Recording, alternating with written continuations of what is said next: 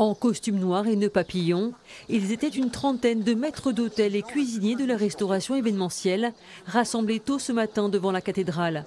Ils ont étalé 200 chemises et vestes blanches au sol pour alerter sur leur situation. Ça symbolise malheureusement la mort de notre métier, puisqu'aujourd'hui on a clairement la sensation d'être les oubliés du gouvernement.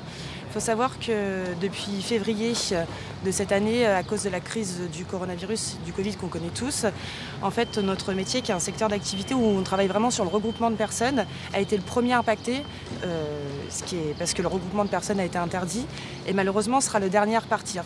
Ce sont des extras. Ils sont habituellement embauchés en CDD sur des mariages, des salons, des cocktails et autres réceptions. Il leur faut travailler 910 heures dans l'année pour bénéficier du chômage qui leur permet de tenir dans les périodes creuses.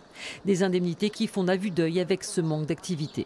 Il nous faudrait le gel des jours assédiques pour les gens qui n'ont pas pu faire leurs 910 heures avant le confinement, pour les gens qui ont usé leurs jours pendant le confinement, donc qui n'ont pas eu leurs jours assédiques gelés, et les personnes qui vont se retrouver en période d'inactivité après le confinement et qui, eux, vont bouffer aussi leurs jours sans pouvoir travailler et les recharger au fur et à mesure. Un peu comme les intermittents du spectacle, c'est ce qu'ils ont demandé. Ils ont demandé une année blanche.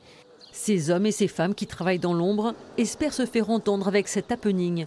Un rendez-vous est fixé jeudi entre l'organisation du personnel de la restauration dans l'événementiel et le ministère du Travail.